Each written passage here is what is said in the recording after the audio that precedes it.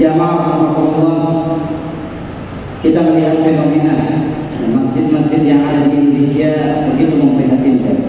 Khusus sholat subuh, kita melihat banyak dari kaum muslimin yang kurang bersemangat di dalam meramaikan rumah Allah Subhanahu wa Ta'ala. Kita lihat jamaah sholat subuh begitu sedikit. Saya sebagai khatib teringat sebuah kisah nyata yang pernah terjadi tahun 1970 ketika Perdana Menteri Israel pertama wanita membakar Masjidil Aqsa. Apa yang dirasakan dan dialami wanita laknat tersebut, dia tidak bisa tidur 3 malam. Seraya dia berkata kepada asistennya, kita akan diserang balik oleh negara-negara muslim lainnya karena sakit hati, dendam karena Masjidil Aqsa, kota suci mereka, kita bakar. Masjidil Haram, Masjid Nabawi, Masjidil Aqsa adalah 3 situs umat Islam yang selalu ada di dalam hati seorang mukmin, orang beriman. 3 hari tak kunjung balasan datang, 3 hari tak kunjung serangan datang. Kemudian dia mengeluarkan statement, dan statement ini diabadikan media di zaman itu. Dia mengatakan, saya baru tahu kekuatan umat Islam kalau sholat subuh mereka jumlahnya tidak seperti sholat Jumat, maka demi Tuhan kita akan selalu menang melawan orang-orang muslim Palestina. Allahu Akbar. Benar, kelemahan, kehinaan, tidak memiliki harkat martabat selalu ada di dalam diri seorang muslim ketika dia melupakan kewajiban-kewajiban yang Allah berikan kepada dia. Salat subuh jamaah, Rasulullah SAW menjamin siapa yang salat subuh berarti dia otomatis sudah masuk ke dalam asuransi yang preminya gratis dijamin oleh Allah Subhanahu wa Ta'ala.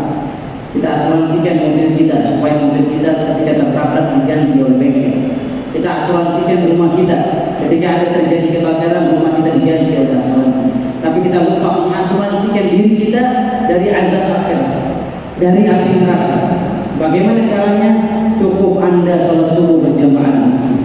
Rasulullah SAW bersabda dalam hadis Sahih Bukhari, "Man shalla subha jama'atan fa huwa fi dhimmatillah." Siapa saja seorang muslim salat subuh yang komitmen konsisten di masjid, Allah akan menjamin dia hidupnya ada dalam tanggungan Allah, jaminan Allah, tidak akan pernah susah, tidak akan pernah miskin, tidak akan pernah melarat, tidak akan pernah punya hutang yang tidak bisa dibayarkan. Hidupnya dijamin oleh Allah Subhanahu wa Ta'ala mendapatkan kemudahan dan kemudahan.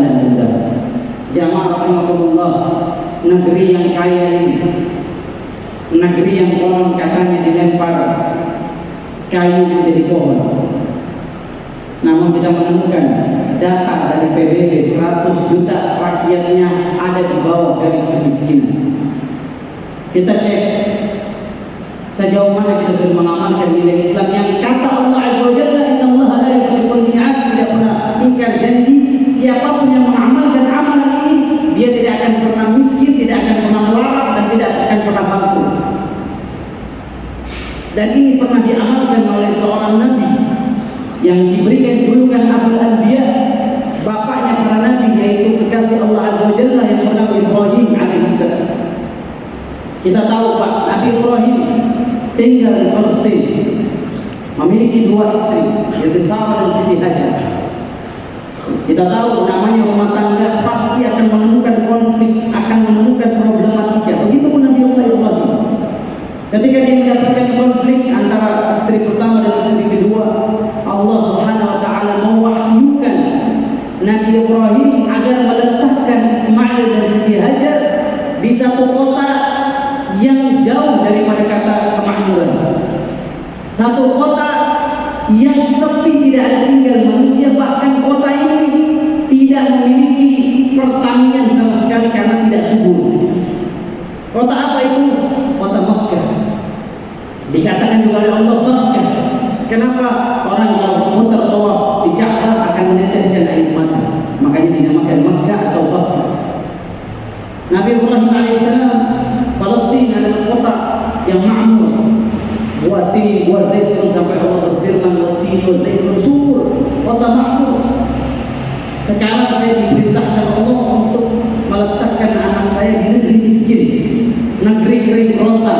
yang bernama Makkah Al-Mukarramah. Nabi Ibrahim tidak pikir panjang, langsung menjalankan perintah Allah Azza wa Jalla. Ketika meletakkan Ismail yang masih bayi, yang masih merah di depan Masjidil Haram, meletakkan istrinya dengan perbekalan yang seadanya.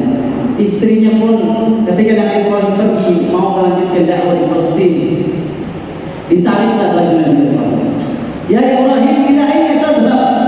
Mau pergi ke mana engkau?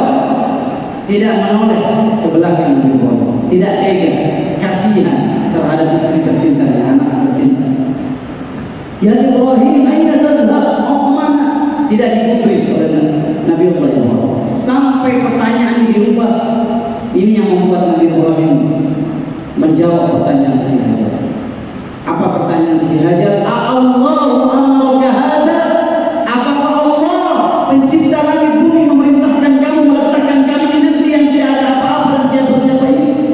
Naam, kata Nabi Ibrahim. Betul, Allah yang memerintah.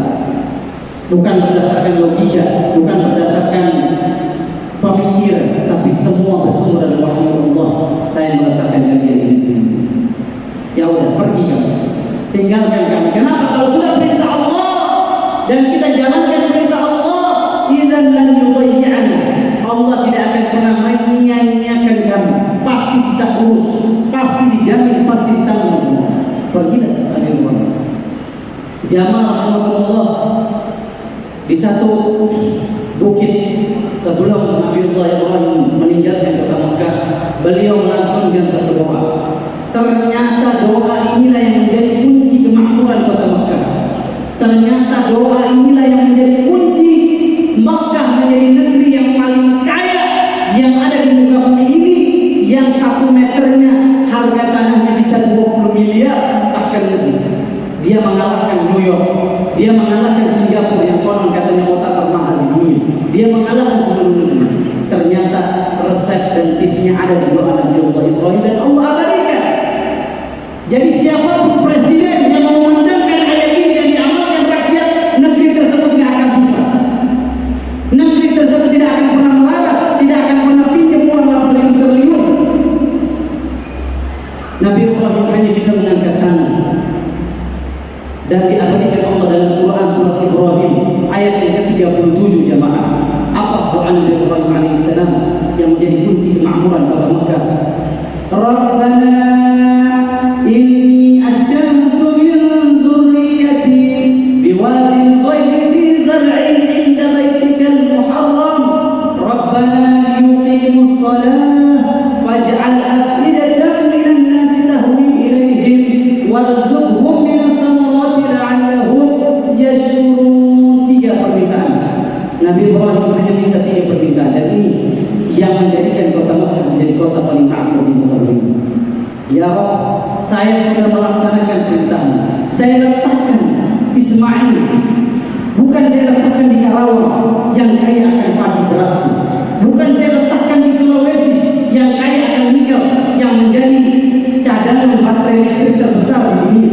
Saya letakkan Ismail kecil bukan di Papua yang kaya akan emas.